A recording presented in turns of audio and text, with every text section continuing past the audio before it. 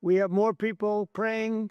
The churches are coming back. I don't know if you've been reading that story, but religion is coming back to America. Some people say, oh, why would you mention that?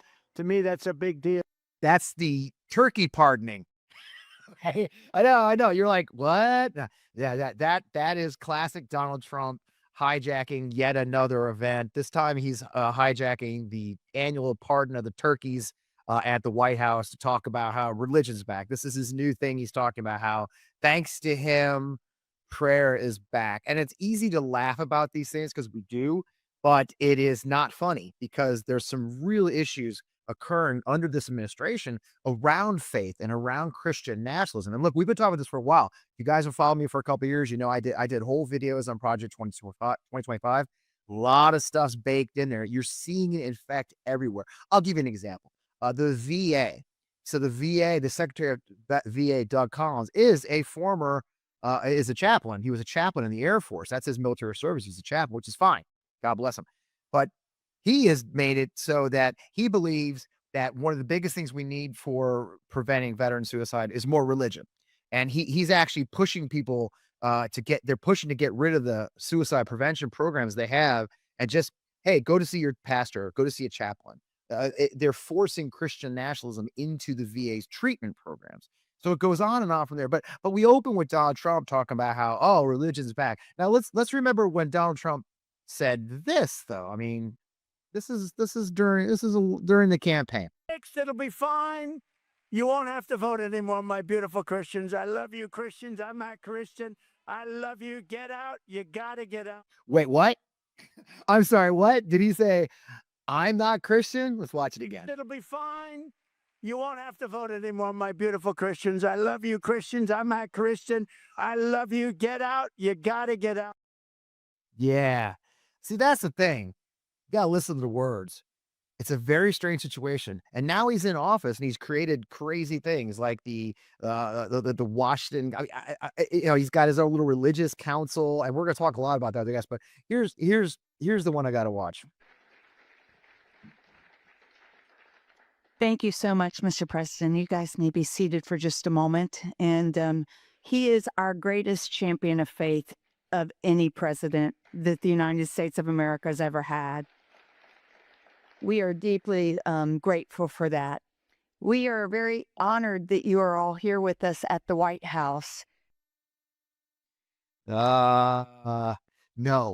Okay, look, I'm not a religious scholar. I actually had one on the show though, but I'm not a religious scholar, and I'm positive that Donald Trump is not the greatest religion champion in the history of the White House. It is so ludicrous to even suggest such a thing. It's blasphemous, and I don't say that lightly. It is outrageous in a lot of ways, and this is how they're doing it, folks. They're using Christian nationalism, they're using the veil of piousness to cover some really dirty, dirty things and a real attack on our democracy. So we don't talk about this topic often, but the show's called On Democracy, right? And this is a major topic we should discuss. How the veil of religion is being used to attack our democratic institutions. And as always, I've got the perfect guest because that's what we do here at On Democracy, right? You guys know that. I always have the right people to come on the show. I always have the best people pitching me, and we're going to have a great conversation. I'm so excited to have this guest. We're going to talk a lot about these issues. And it's holiday weekend. It's Thanksgiving. I hope you had a wonderful meal with your family. And if you didn't, you had a wonderful meal by yourself. But either way, I hope you're taking a pause from the craziness to enjoy it. We're going to talk a little bit tonight. It won't be a long show, but an important one. So I'm thrilled to have you. As always, I am Fred Wellman. This is On Democracy, FP Wellman, right here on the Midas Touch every Friday night. Let's get on the show.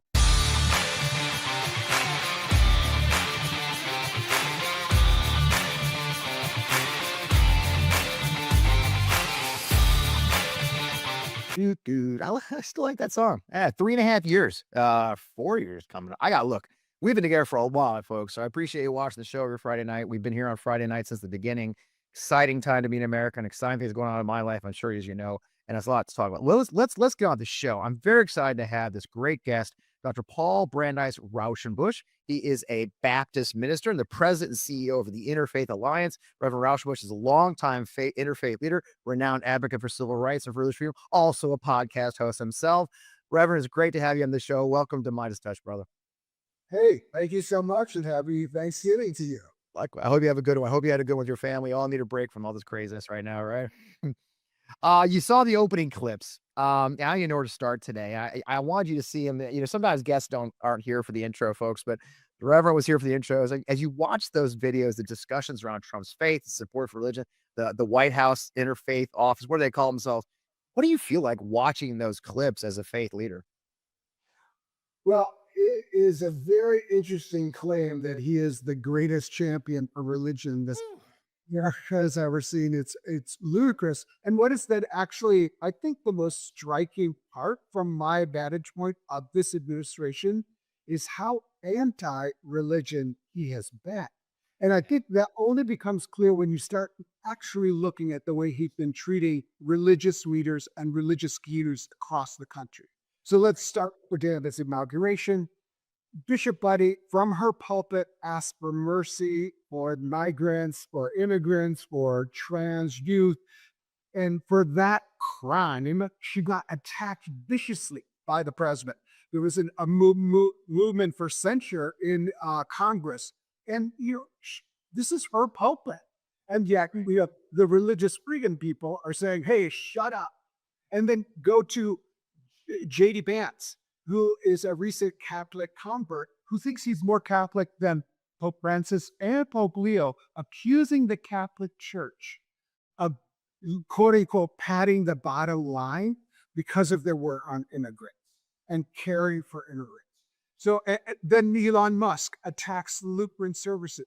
They took away the right of congregations to be sensitive spaces where ICE could not go in and kidnap congregants while worshiping.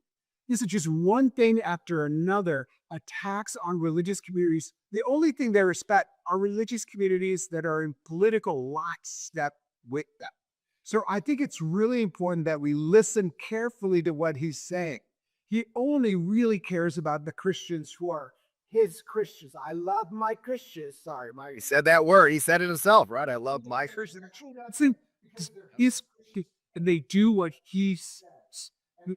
I know you talked about Christian nationalism on the show. It's a very important part, like the backbone of Project 2025 is white Christian nationalism.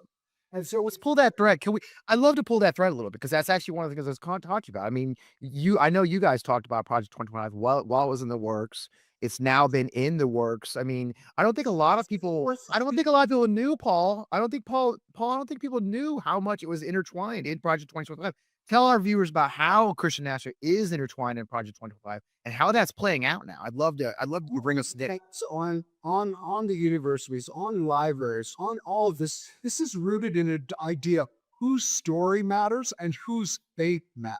It's really important to like once you start looking through that lens, you see they're taking books off the shelf that are not only about Black and queer folks, but also about Jews, Muslims, Sikh, Hindus, any stories, and then curriculum. They're erasing stories of people of faith and communities who don't match the rhetoric they want. They are trying to create it. So underneath all of this is a narrative about who belongs in this country.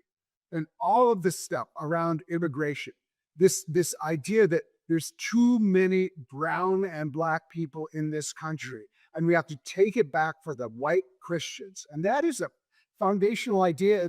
There's something called the Great Replacement Theory that this administration plays in, which is basically, it's multifaceted, that it's basically the Jews are encouraging immigration to take the power away from the white Christians.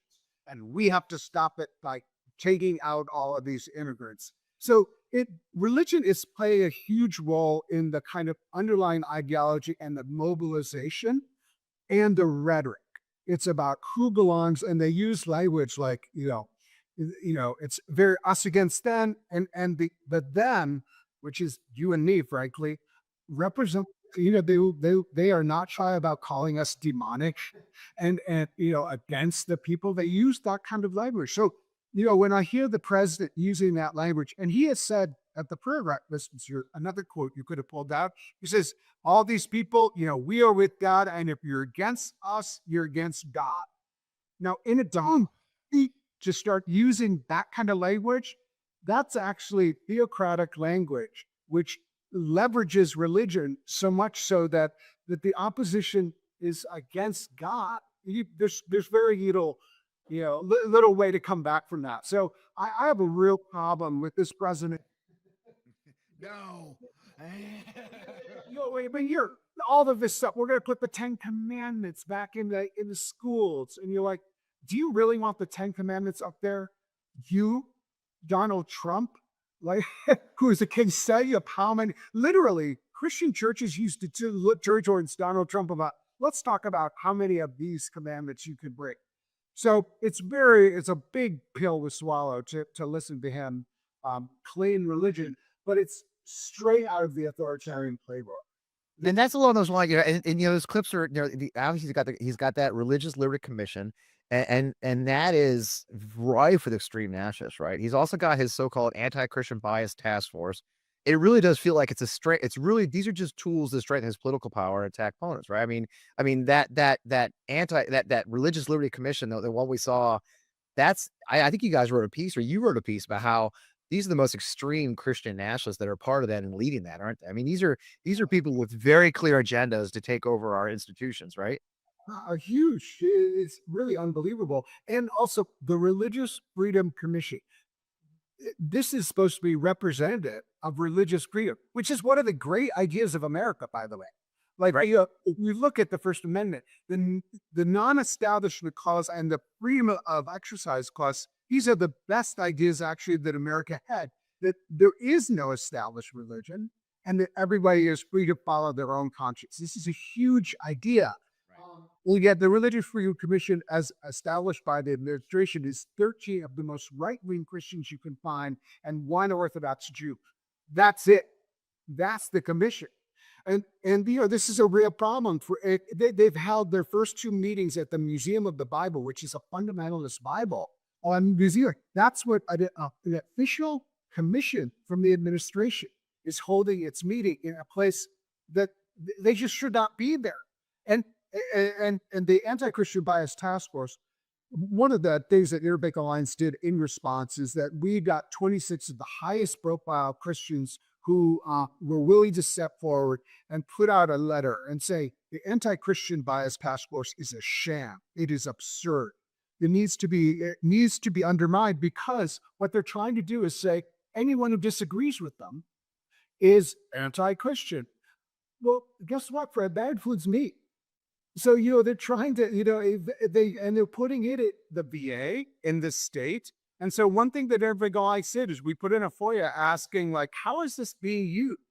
And they didn't give us any information back. So last month, Arabic Alliance sued the administration to find out what exactly are you doing with this idea? Because we have a pretty clear idea that it doesn't mean everyone can be themselves and free to express their religion. That is already true. Yeah. People aren't free to themselves in our government and in our schools. This is a false idea that people are being suppressed. What they really want to do is create a one dominant religious tradition. And that is the most anti-American thing you could possibly do, and a betrayal of our Constitution. And that's one of the things that upsets me is I'm a veteran, 22-year Army veteran. I fought for the oath. I mean, that's why I keep the Black Hawk back here, and I watch this unfold as a veteran of our military. And right now you see Pete Hegseth is openly pushing his extreme Christian national beliefs in the Pentagon. He's got an extreme church from Tennessee. He's actually flown that far right pastor to the Pentagon for prayer meetings during duty hours. They actually sent an invite out to all the staff at the Pentagon with an RSVP on it, which is completely undue command influence, encouraging people to sign up because they can make happier things.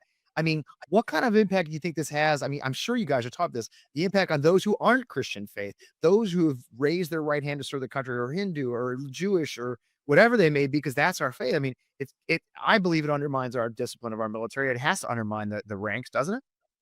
I mean, there's the undermining of discipline and the morale, but also the betrayal of America in that act. I mean, here you have like the U.S. military, where everyone who wants to serve should feel like they are serving on equal ground, coming as themselves. That includes atheists, agnostics, humanists, and then all the other big traditions. the idea that the secretary would come out and basically endorse one religious tradition, and it's not just a religious tradition, and it's not just Christianity.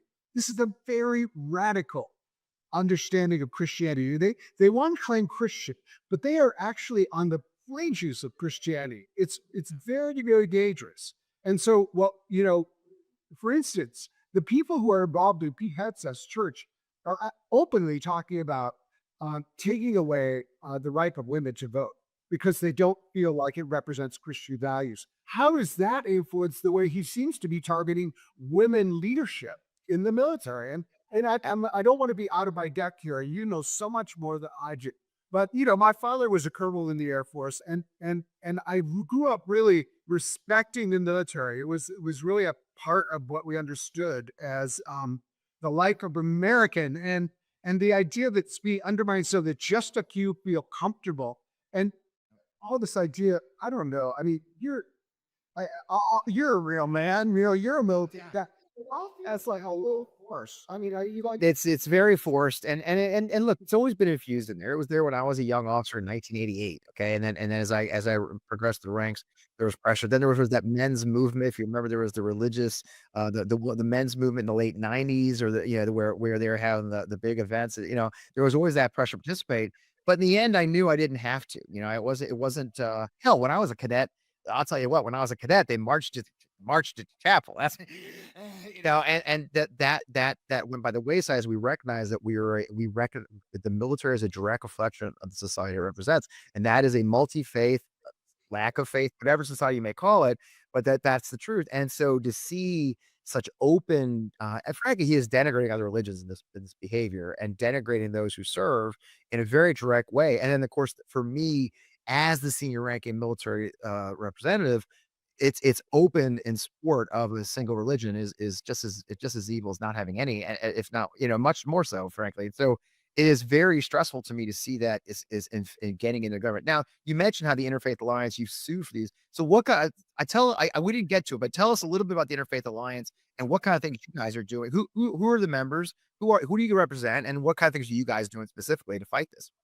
Yeah, so Interfaith Alliance was started 31 years ago as a specific response to the Christian Coalition, and Cal Albertson, Jared Falwell, who were basically trying to do the same thing, like claiming religion, and it was like, we have the mantle of religion.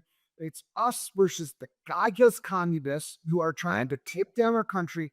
And there was a huge group of faithful people from mainline Protestants, Jews, Catholics, other faith traditions who said, wait a second, you don't represent us. You don't represent the way we feel about the world. And so they got together and created a really important, vibrant, mobilized group to show up locally as well as at the national level. Walter Cronkite was our honorary chair person for 50 years. He was like the most trusted man in America.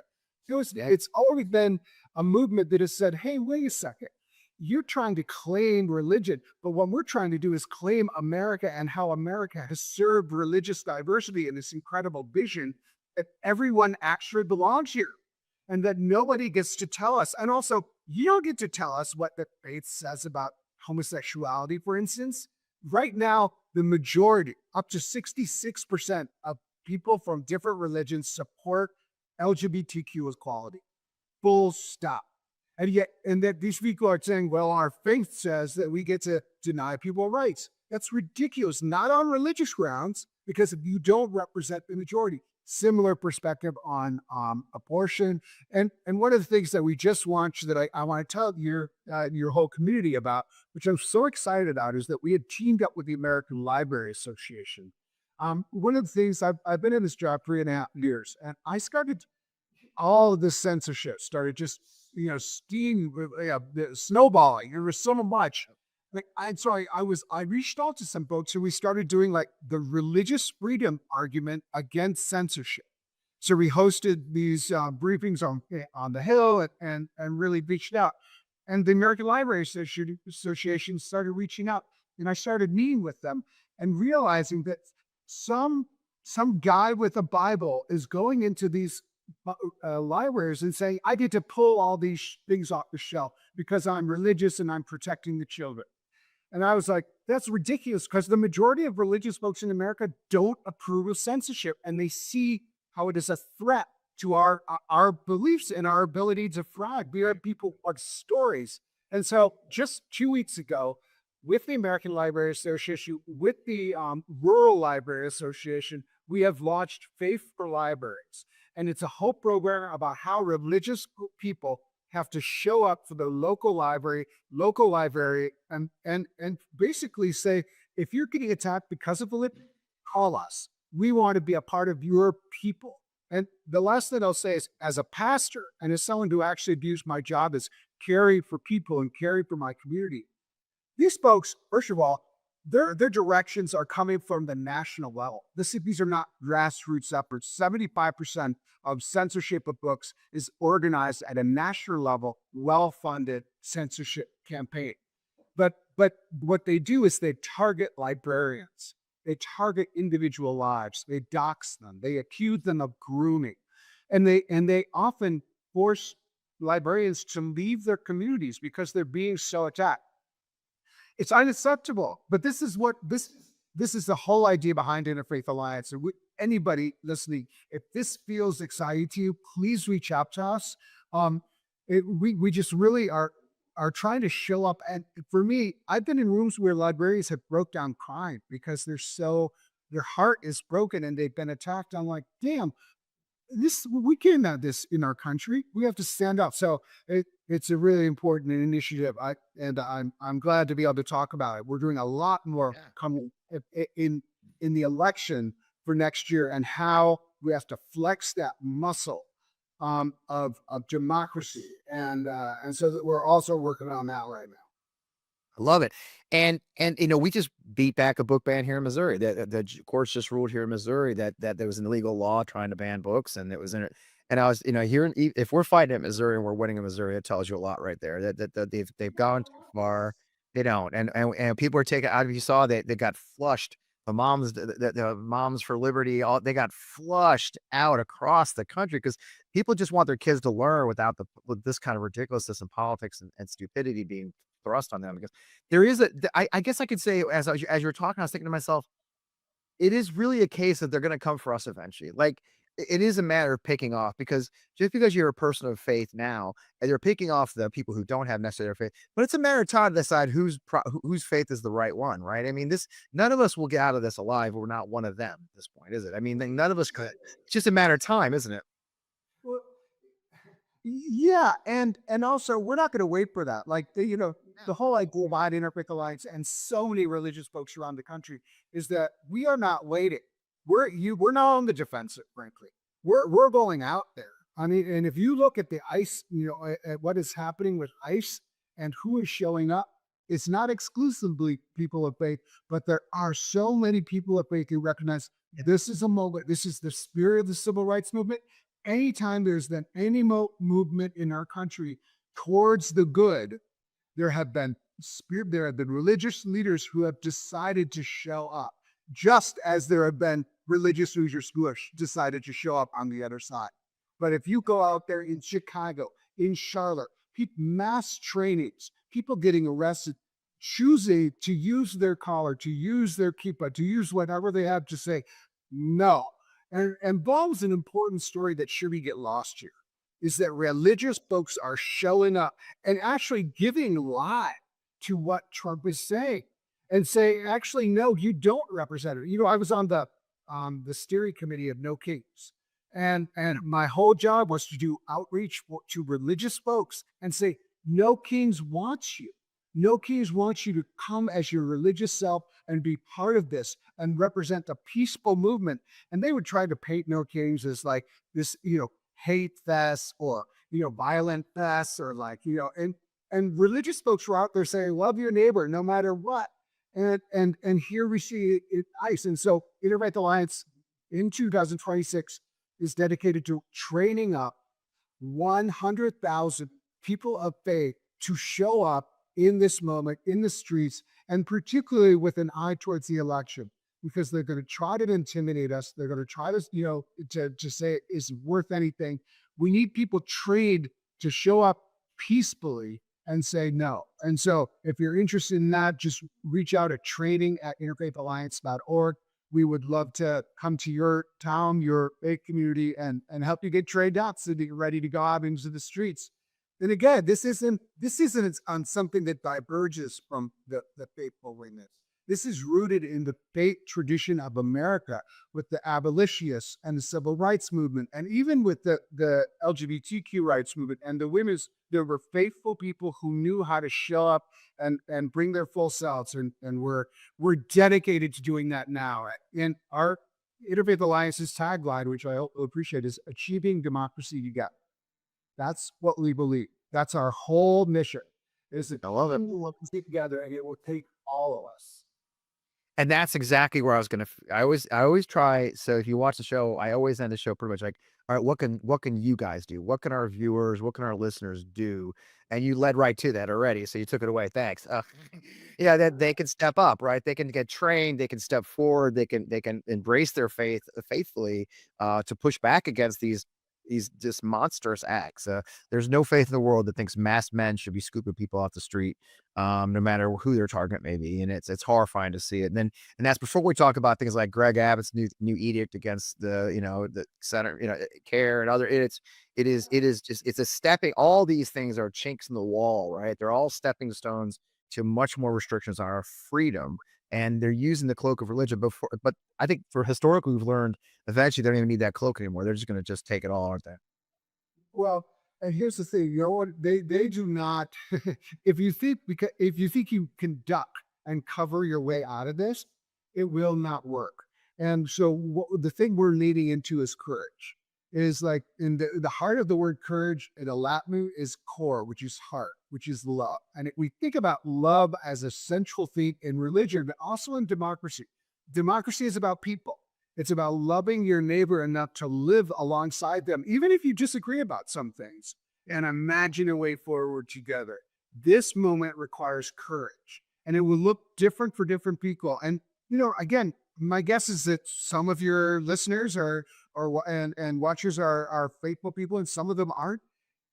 I'm not like, we work with everybody. We believe everybody has courage. Everyone can meet this moment in a way that is appropriate to you, but don't sit it out, and recognize that when you step in and you step into this moment and say, what can I do? And how can I show up for my neighbor? You're actually in a tradition in America that is beautiful, and that has, that you're tapping into a spirit of what is beautiful about America. And I've been, in this Thanksgiving moment, I've been just really reflecting on what I've seen these last 10 months since January, how people have stood up and had courage and said, no, I'm actually going to meet this and go through it and really bring everything I have to it. I'm grateful. I'm grateful for all of us who have stood up. And I actually think that we're going to win. I do too. The future is a beautiful one, and they don't have a beautiful vision for the future. They had a restricted, tiny, very, very cold-hearted vision for the future where a few matter and the rest of us are here by, toleration, which is exactly what George Washington wrote to the Hebrew congregation in Newport in the late 1700s. He said, "No one is here by toleration. Everyone is welcome." And I think that vision, let's keep going with that vision. And that's also something, frankly, like, if I lean into my tradition and think about Dr. King with his idea of the beloved community that we can build on earth as in heaven, it's just something that we can lean into. We have great resources, and one of them is this spirit of the idea of America that we can all contribute to. I love that. That's a beautiful way to finish, because I feel the same way. I feel we are coming together and we are crossing these lines of faith. We are crossing these lines of even politics now. That's why I'm running for Congress. I'm running for Congress because I believe it's a moment where people are tired of the division, and that doesn't mean we don't have to fight it. We're going to have to fight to win, but we're building an alliance of people of faith, people of lack of faith, people of different faith, of people of different politics, people of different wealth, different backgrounds, different ages, to say, look, enough's enough. Because at some point we have to say this is clearly destroying our democracy and the future, and in a lot of ways the future for our kids that we're all raising. You and I are the same age, probably. I'm looking at my adult children saying, what are we handing you if we don't fight back? So with that, last thing you got to do, you've got a great podcast yourself. I've got it on the screen. Tell everybody about where to find your podcast and more information about your work, sir. And I just appreciate you being here on Friday night. Listen, I'm so glad to be with you. It's the state of belief, and our tagline is where religion and democracy beat. So if this the way I've been talking and the one we've been talking about feels right to you, I would love for you to, come have a listen. I talk to great religious leaders, but also politicians, civic leaders, amazing people who are, and my promise is that it's not always happy, happy, clappy, clappy, but you find people who are inspired. I know that. That's the important thing. And so I really appreciate being with you. Bless you for all of your life, all of that you've done. And again, I love the way you're talking about it. Keep widening the circle of who is included in our movement. And I always say, like, I want conservative Christians in America. No one is trying to erase you. Just to be. But the idea is that no one values more than someone else. And I think if we can lean into that idea of equality and that we are all welcome, the future is possible and exciting. I love it. What a perfect Thanksgiving weekend message. Thanks for joining us, sir. Thanks for the Interfaith Alliance. We'll be keeping up again. You're one of our family now, so you'll be back again. And I appreciate all you do for our country.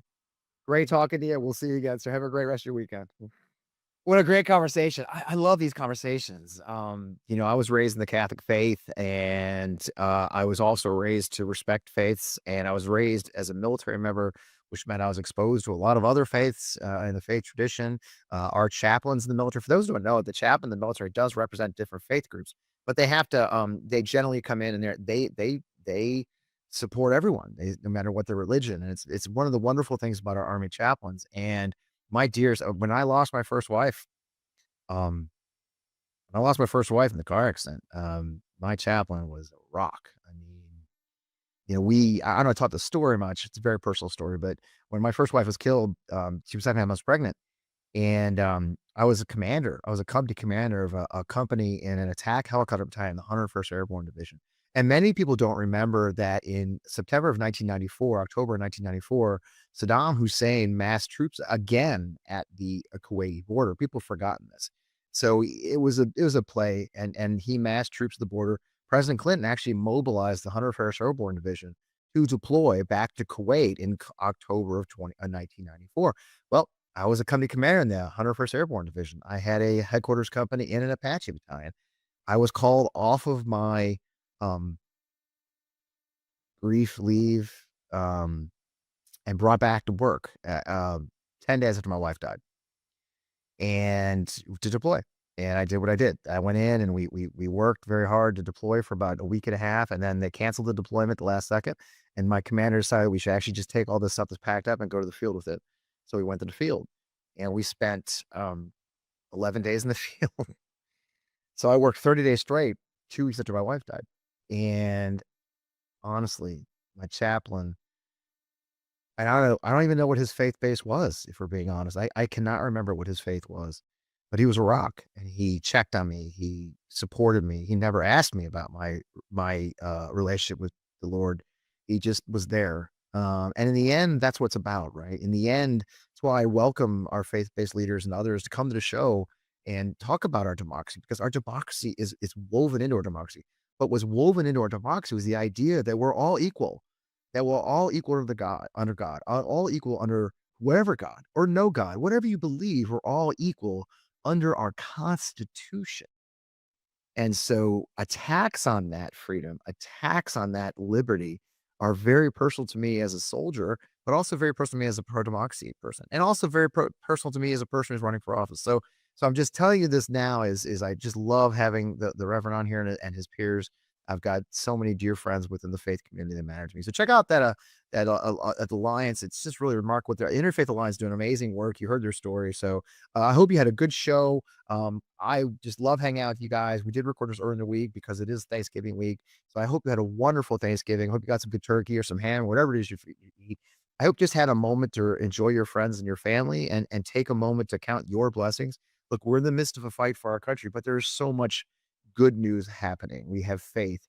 If you're in Tennessee, I would around Nashville. Oh, I'm urging you to vote on December 2nd. Afton Ben is a wonderful candidate. She is running. She's been fighting for the working people of Tennessee in the state house. Now she's running against a hardcore MAGA Trump affiliate. If you go to her opponent's website, the first thing you see is his hardcore Trump endorsement. We deserve better. This is a moment to send a message to Washington that we're not going to keep rubber stamping these Republicans who want to take away our freedom. And so that's what you guys. So if you're in the Nashville area, I hope you're voting for Afton and you're taking into account, doing what you can to support that race. And after that, folks, it's the midterms.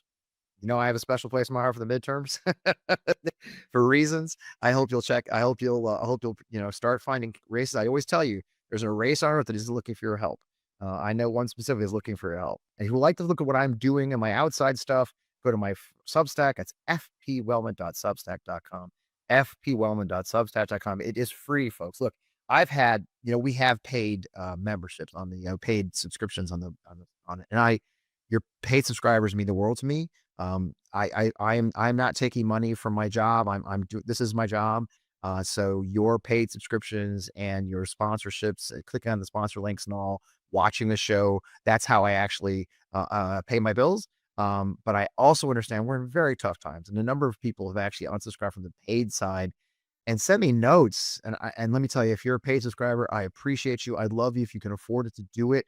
If you can't afford it, don't worry, you're not going to miss a thing. I understand the times we're in. Better than you could possibly imagine. And for that reason, I appreciate all of you who do step up and pay subscriptions, those who click on our sponsors. But I also appreciate any of you who listen to this, share this work, share the Substack with your friends and family so they know what we're doing and participate in this process. So I just wanted you to tell that I am thankful. What's Fred Wellman thankful for is you. I'm thankful for all of you. I'm thankful for you participating in this show that's been around. I think we're coming up on 4 years. You've been here. Many of you have been here since the start. You're watching, man, this new adventure that I'm on. Thank you from the very bottom of my heart. If you don't take a moment this weekend to be appreciative of what you've gained, the most powerful tool in our toolbox, folks, is gratitude. I tell my campaign members, I tell others, I tell people I work with, the most powerful tool in your toolbox is gratitude. So I want you to know, I have so much gratitude for all of you who watch the show, participate in it, hit share, hit like, whatever you can do to support our efforts. So with that, I've taken enough of your time on a Friday night and a holiday weekend. I hope you were here. I hope you're watching this later over the weekend or when you get back to work on Monday. I don't care. We're here every Friday night, though, 7 p.m. Eastern, right on the Minds Touch Network. As I said, find out what's going on in our lives at fpwellman.substack.com. In the meantime, hey, look, keep up the fight, folks. We're winning. I know I've said this before, and it doesn't look like it sometimes. And I know my relentless optimism probably drives you crazy. But I'm telling you the truth, folks. We're winning. We have the tools. We have the alliance. We have the joint force. We have the coalition. We work together. We fight together. We win together. With that, I'm Fred Wellman. See you again next week.